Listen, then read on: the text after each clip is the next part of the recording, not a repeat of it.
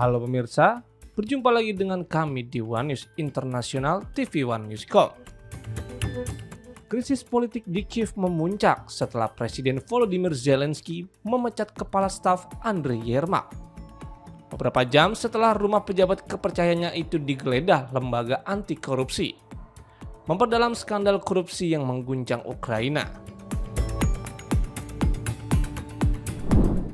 Informasi lainnya pemirsa, Inggris mulai melepas sejumlah kedutaan dan rumah dinas diplomatiknya di luar negeri sebagai bagian dari pemangkasan anggaran besar, menyusul laporan kerusakan bangunan, biaya perawatan yang melonjak, serta penyesuaian jumlah staf di tengah komitmen berkelanjutan untuk mendukung Ukraina. Selengkapnya, hanya di One News International TV One News Call.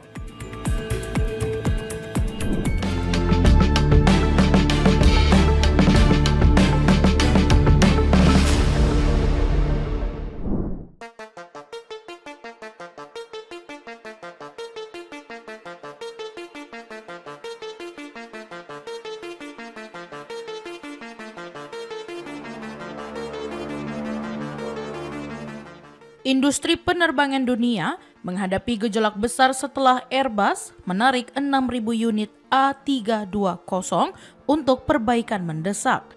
Sebuah langkah yang langsung menimbulkan gelombang penundaan dan pembatalan penerbangan di berbagai negara. Recall besar-besaran ini diumumkan ketika Airbus meminta ribuan pesawat A320 di seluruh dunia kembali ke pusat perawatan untuk menjalani pembaruan perangkat lunak. Arahan itu dikirim melalui buletin kepada lebih dari 350 maskapai, tepat saat sekitar 3.000 pesawat A320 sedang berada di udara. Airbus menjelaskan bahwa tindakan korektif tersebut hanya berupa pengembalian software ke versi sebelumnya, tetapi prosesnya tetap harus dilakukan di fasilitas yang ditunjuk. Pengumuman ini muncul tidak lama setelah keluarga A320 melampaui Boeing 737 sebagai pesawat komersil terlaris, menjadikan recall ini salah satu yang terbesar sepanjang 55 tahun sejarah Airbus. Gangguan operasional mulai terasa di berbagai belahan dunia setelah buletin recall dikirimkan. Di Amerika Serikat, American Airlines menjadi operator dengan dampak paling besar karena 340 dari 480 A320 miliknya harus masuk antrian perbaikan yang diperkirakan selesai pada 29 November. Situasi serupa terjadi di Eropa dan Asia ketika Lufthansa di Jerman dan Indigo di India menghentikan sementara sejumlah pesawat untuk mengikuti instruksi Airbus. Dampak lebih jauh terlihat di Jepang, di mana ANA membatalkan 65 penerbangan dalam satu hari dan memengaruhi lebih dari 9.400 penumpang. Gangguan kemudian merembet ke kawasan Pasifik. Jetstar Airways menyesuaikan jadwal penerbangan, sementara Air New Zealand melaporkan pembatalan tambahan pada hari yang sama. Di Timur Tengah, Flynas memperkirakan penundaan sejumlah rute selama proses perbaikan berlangsung. Dampak besar juga muncul di Amerika Selatan, ketika Avianca menegaskan lebih dari 70% armadanya, sekitar 100 pesawat masuk daftar recall sehingga maskapai menghentikan penjualan tiket hingga 8 Desember. Beberapa operator mampu menyelesaikan perbaikan lebih cepat, sementara EasyJet di Inggris yang melaporkan tidak ada gangguan berarti. Sementara itu, sejumlah maskapai besar lain seperti Delta Airlines, JetBlue, serta operator di China, India, dan Eropa diperkirakan tetap menghadapi penyesuaian jadwal imbas dari recall massal ini. British Airways menjadi pengecualian karena tidak mencatat gangguan terhadap penumpangnya. Temuan terbaru menunjukkan adanya kerentanan pada sistem kontrol penerbangan A320 yang membuat data penting rentan terganggu oleh semburan matahari. Gangguan ini berpotensi memicu anomali pada kendali pesawat dan menyebabkan perubahan ketinggian secara tiba-tiba, meskipun berlangsung sangat singkat. Kekhawatiran tersebut semakin kuat setelah insiden JetBlue pada 30 Oktober ketika sebuah A320 yang terbang dari Cancun menuju Newark kehilangan ketinggian secara drastis hingga harus mendarat darurat di Florida. Hasil penyelidikan otoritas penerbangan Amerika Serikat mengonfirmasi adanya gangguan data pada sistem kendali sehingga mendorong Airbus menilai ulang stabilitas perangkat lunaknya. Dari sinilah keputusan recall diambil karena produsen menilai kerentanan tersebut tidak bisa dibiarkan menyebar di ribuan armada aktif. Meski perbaikannya hanya berupa pengembalian software ke versi sebelumnya, skala pesawat yang terdampak membuat gangguan jadwal di berbagai negara tidak terhindarkan. Dengan lebih dari setengah dari 11.300 unit A320 di seluruh dunia masuk daftar recall, industri penerbangan diperkirakan masih merasakan dampaknya dalam beberapa hari ke depan.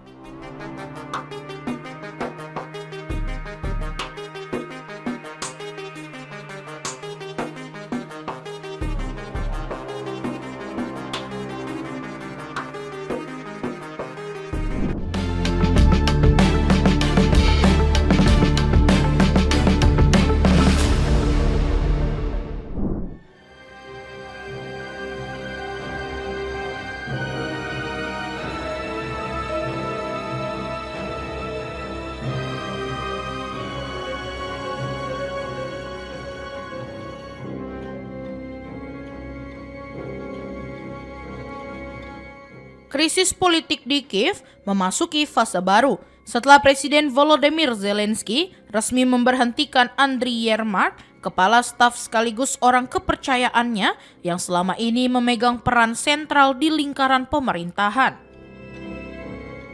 Keputusan ini muncul hanya beberapa jam setelah rumah Yermak digeledah lembaga anti korupsi memperdalam gejolak skandal korupsi besar yang terus mengguncang Ukraina.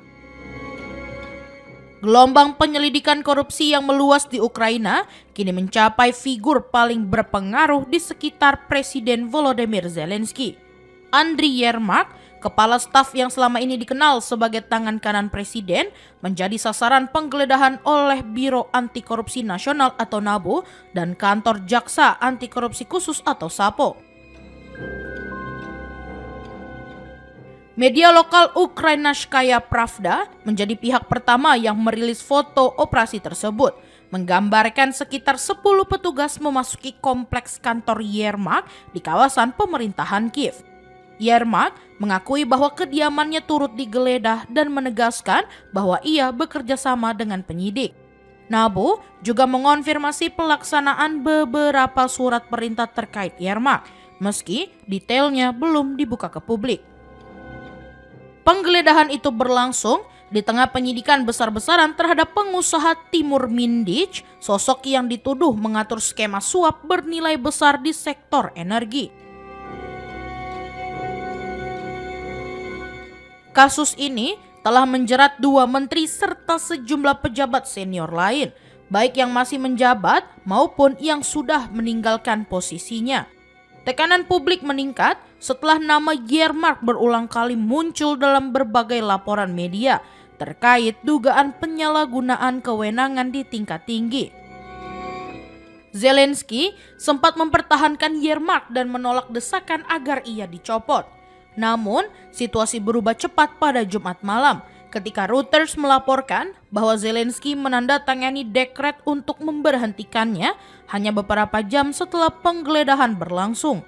Zelensky menyampaikan bahwa Yermak telah mengajukan pengunduran diri dan ia akan menentukan penggantinya pada Sabtu. Kepergian Yermak turut memicu spekulasi, mengingat ia baru saja dipercaya memimpin tim negosiasi Ukraina dalam pembahasan proposal perdamaian yang didukung Amerika Serikat. Penunjukan tersebut sebelumnya dipandang sebagai penguatan kembali posisinya di tengah meningkatnya tekanan publik.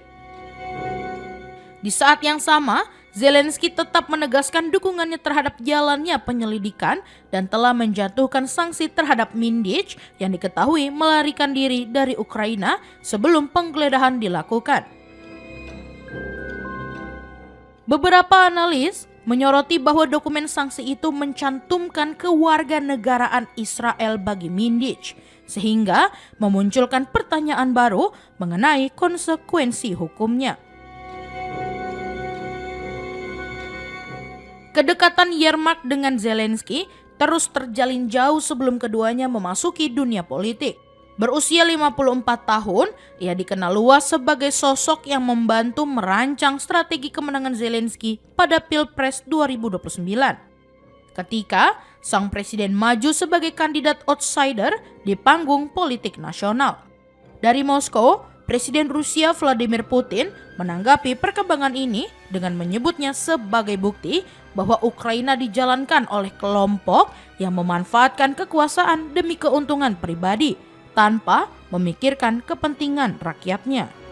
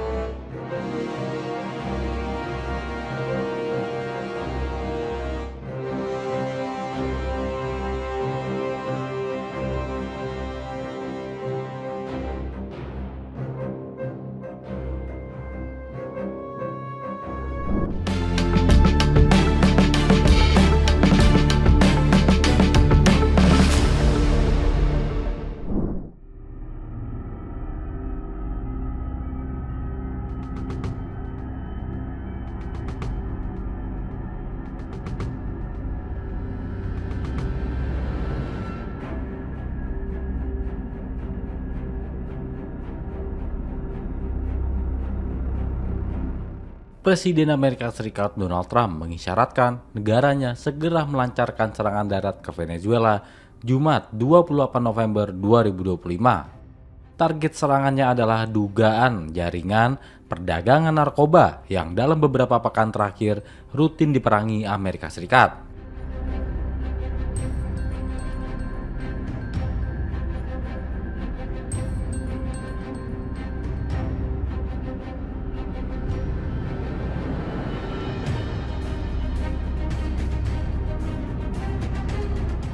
Presiden ke-47 Amerika Serikat itu pun menegaskan kembali sikap keras pemerintahnya terhadap jaringan narkoba internasional. Pernyataan Trump keluar setelah Amerika Serikat mengerahkan sejumlah armada perang dan meningkatkan aktivitas militer di kawasan Amerika Latin khususnya Venezuela. Awal pekan ini, pemerintah Trump resmi menetapkan Presiden Venezuela Nicolas Maduro dan para sekutu utamanya sebagai anggota teroris asing. Penetapan tersebut juga berlaku untuk Cartel de los Soles.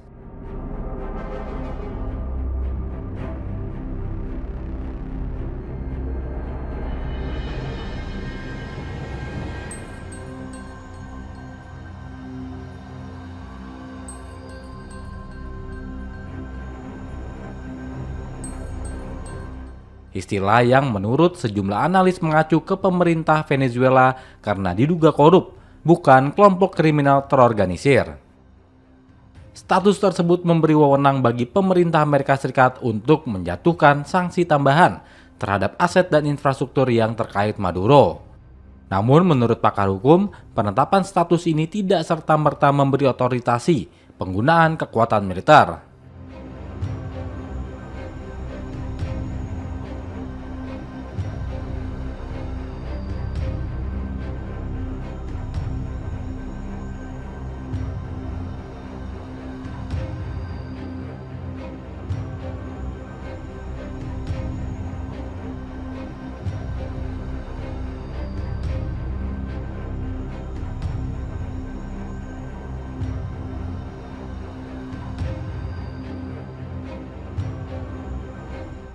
Sebagai bagian dari operasi Tombak Selatan yang dicanangkan Pentagon, militer Amerika Serikat mengerahkan belasan kapal perang dan sekitar 15.000 tentara ke Amerika Latin. Dalam operasi tersebut, militer Amerika Serikat disebut menewaskan lebih dari 80 orang dalam serangan terhadap kapal-kapal yang diduga terlibat perdagangan narkoba. Akan tetapi, laporan CNN awal bulan ini menyebutkan bahwa para pejabat Trump dalam sesi tertutup Kongres menyatakan bahwa saat ini tidak ada rencana melancarkan serangan darat ke Venezuela.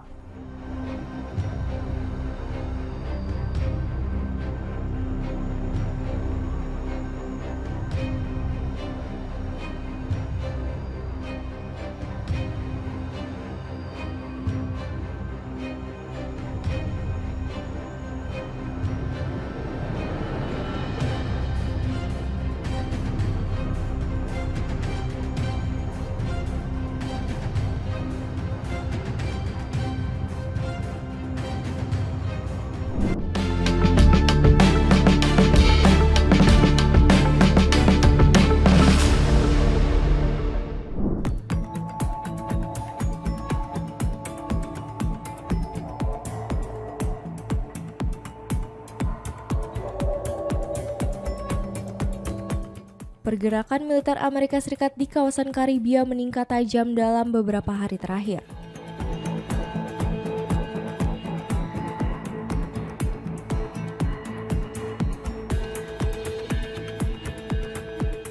Pada Jumat 28 November, aktivitas intens terlihat di bekas pangkalan Angkatan Laut Roosevelt Roads di Puerto Rico.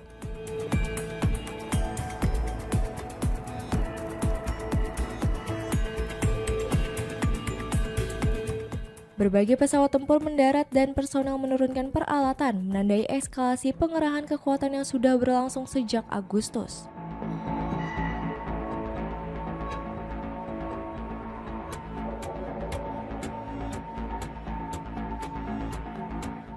Di antara yang terlihat adalah helikopter CH-53S Super Stallion, 2 MV-22 Osprey, pesawat serbu AC-130 serta 6 jet tempur AV-88 Harrier 2 milik Korps Marinir Amerika Serikat.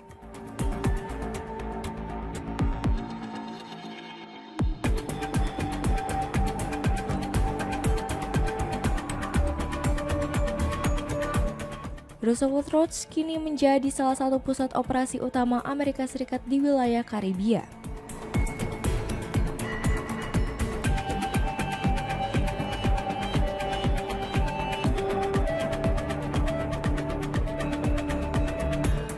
Pengerahan udara ini diiringi pergerakan di laut, di mana kapal perusak berpeluru kendali USS Gravely merapat di Pelabuhan Punch bersama kapal pendukung Angkatan Laut.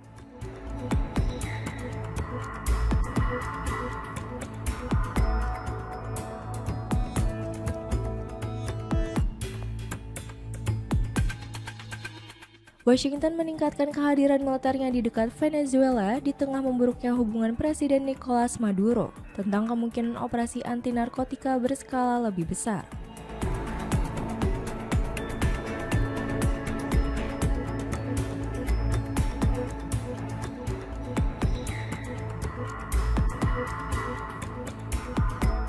Pada Kamis 27 November, Presiden Trump kembali menegaskan bahwa Amerika Serikat akan sangat segera mengambil tindakan untuk menghentikan kelompok yang dituduh sebagai pengedar narkoba Venezuela melalui jalur darat.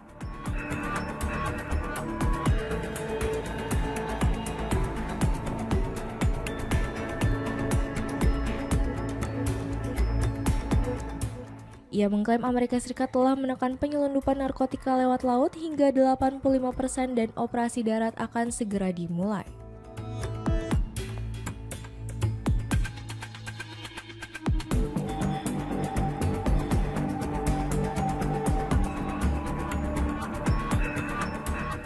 Pernyataan Trump muncul hanya beberapa jam setelah Presiden Maduro menyampaikan pidato dalam peringatan 105 tahun penerbangan militer Venezuela.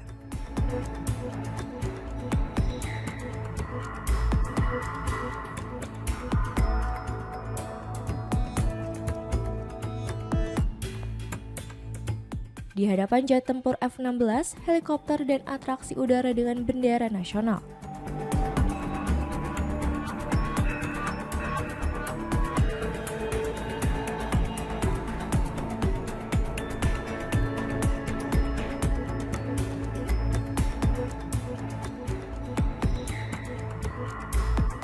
Maduro menegaskan bahwa tidak ada ancaman yang dapat mengejutkan atau menggoyahkan rakyatnya dan bahwa Venezuela siap mempertahankan kedaulatan dari setiap agresi asing.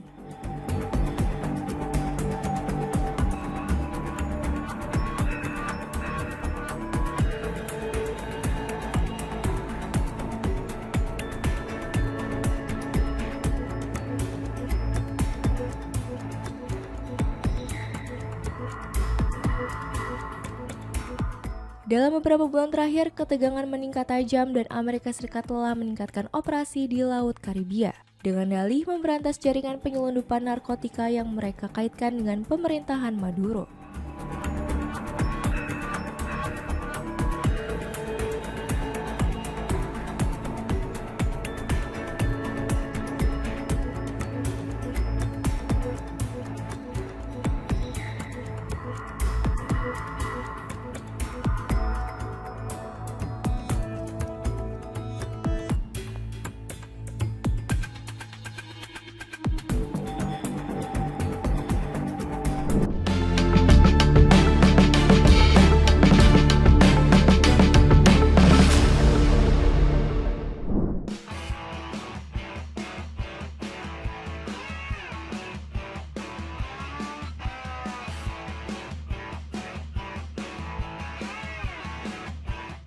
Federasi Sepak Bola Iran menyatakan akan memboikot acara pengundian Piala Dunia 2026 di Washington DC pada 5 Desember 2025 setelah Amerika Serikat menolak visa 2 pejabat senior mereka.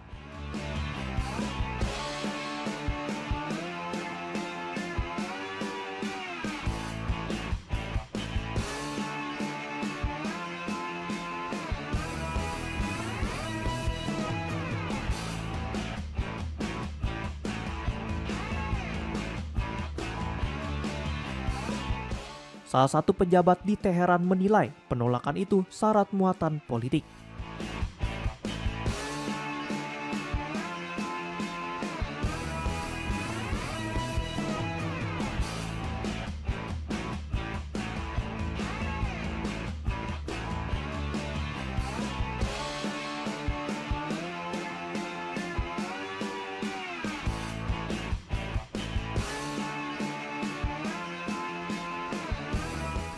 Media pemerintah Iran melaporkan bahwa permohonan visa untuk Presiden Federasi Sepak Bola Iran Mehdi Taj dan Direktur Eksekutif Tim Nasional Mehdi Karati yang diajukan melalui Kedutaan Besar Amerika Serikat di Dubai telah ditolak sejak Oktober.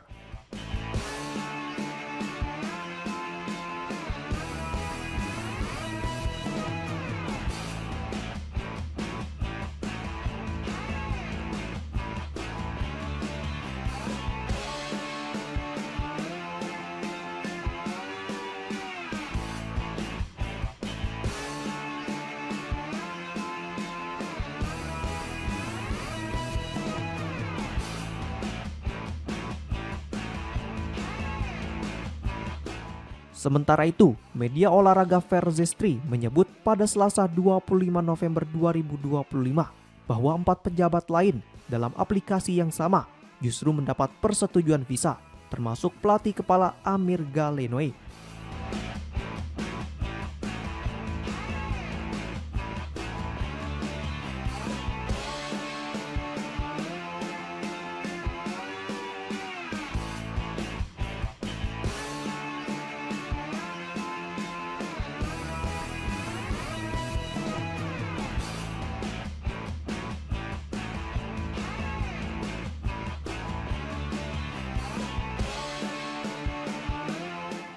Juru bicara Federasi Sepak Bola Iran, Amir Mahdi Alavi, menegaskan bahwa pihaknya akan mengambil langkah tegas.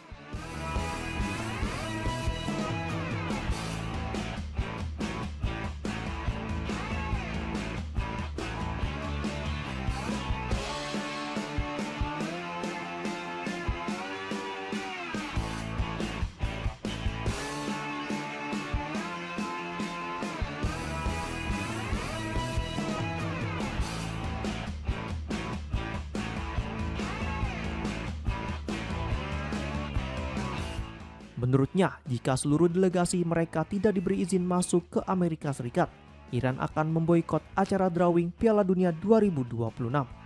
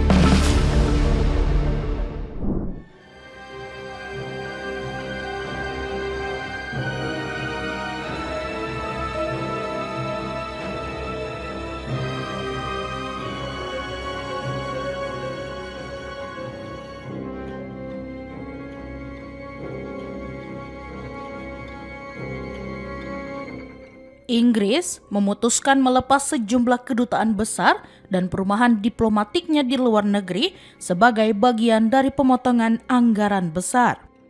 Menyusul laporan kondisi bangunan yang rusak dan biaya perawatan yang membengkak, sekaligus menyesuaikan jumlah staf di tengah dukungan berkelanjutan terhadap Ukraina.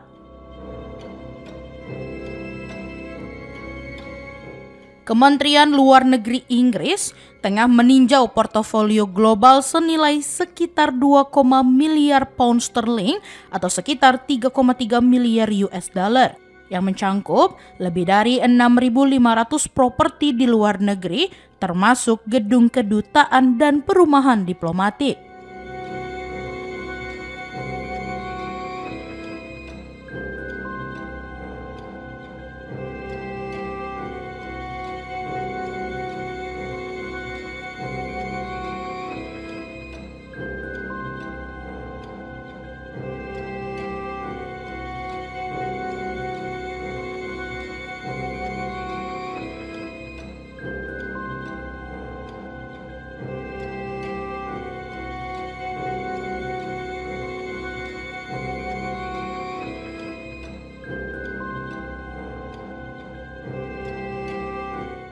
Pemeriksaan ini bertujuan mengidentifikasi aset yang akan dijual karena ratusan bangunan rusak parah atau biaya perawatannya terlalu tinggi. Laporan Politico pada Jumat 28 November 2025 mengutip dokumen anggaran terbaru pemerintah yang mengungkap rencana tersebut. Salah satu lokasi yang menjadi sorotan adalah kawasan berbiaya tinggi seperti New York, termasuk penthouse senilai 15 juta US dollar di 50 unit Nation Plaza yang menempati lantai 38, memiliki 7 kamar tidur, 6 kamar mandi, dan perpustakaan.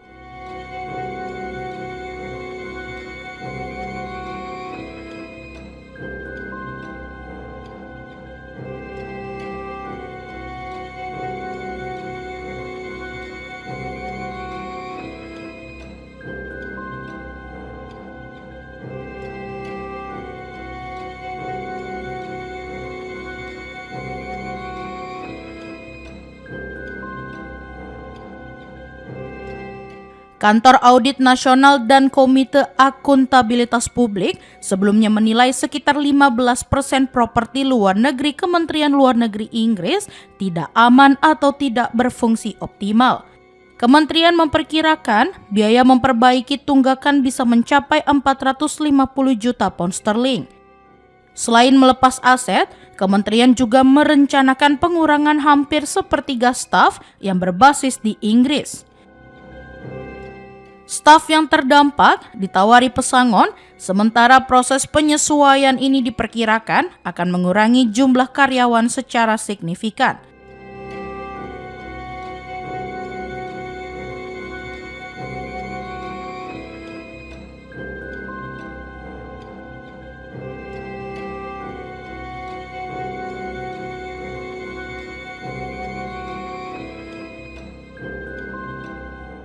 Langkah ini diambil di tengah komitmen Inggris mempertahankan dukungan militer kepada Ukraina, termasuk suplai senjata dan sanksi berulang terhadap Rusia meski anggaran negara sendiri sedang terbatas. Moskow menilai upaya London justru memperpanjang konflik di kawasan.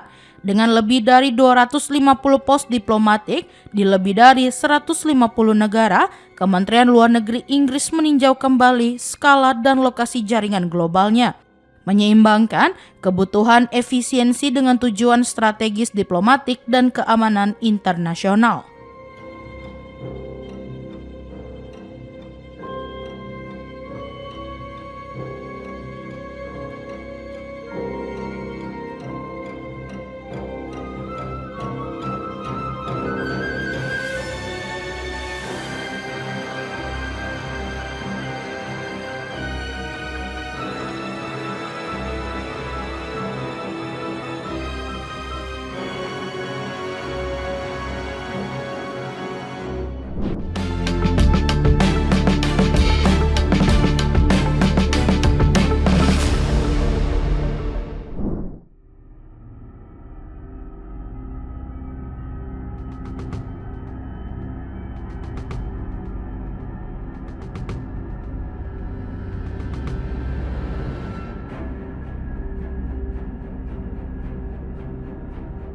Dua kapal tanker yang masuk dalam daftar sanksi barat mengalami kerusakan serius akibat ledakan di Laut Hitam pada Jumat 28 November.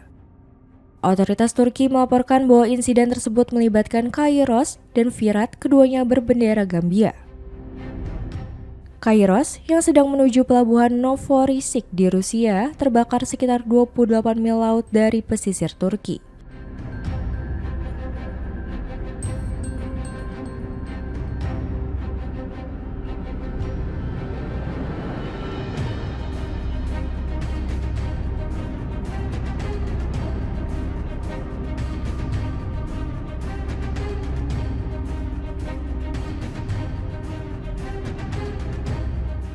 Direktorat Jenderal Urusan Maritim Turki menyebut kebakaran dipicu faktor eksternal tanpa merinci sumbernya. Seluruh 25 awak mayoritas berkewarganegaraan Cina berhasil dievakuasi oleh penjaga pantai. Menteri Perhubungan Turki Abdul Kadir Uraloglu menyatakan bahwa laporan awal dari kapal mengarah pada dugaan serangan ranjau. Ia menegaskan bahwa temuan awal mengindikasikan adanya dampak eksternal.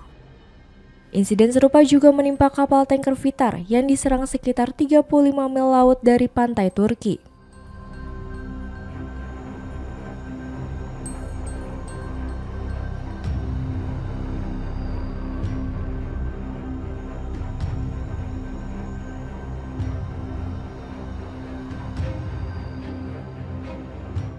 Media lokal menyebut bahwa Firat menginformasikan adanya serangan drone. Pemerintah Turki mengirimkan kapal penyelamat untuk mengevakuasi 20 awak di dalamnya. Kedua kapal tersebut sebelumnya sudah dikenai sanksi oleh negara-negara barat karena diduga mengangkut minyak Rusia di luar aturan pembatasan terkait perang Ukraina.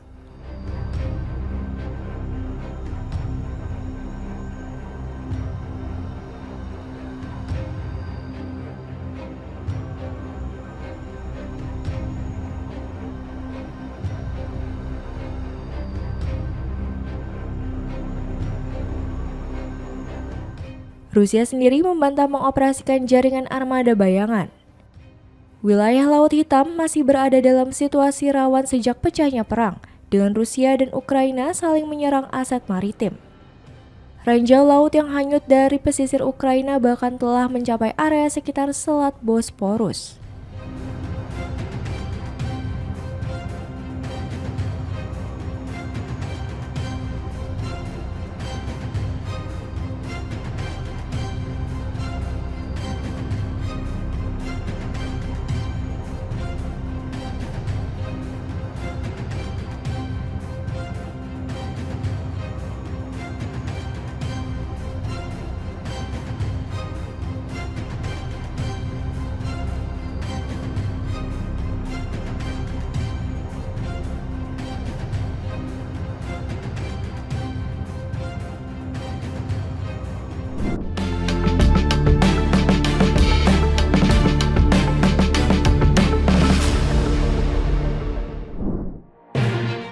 Demikian informasi yang dapat kami sampaikan pemirsa. Terima kasih telah bergabung bersama kami. Sampai jumpa di One News Internasional berikutnya. Setiap pukul 7.30 malam hanya di kanal YouTube TV One News Com.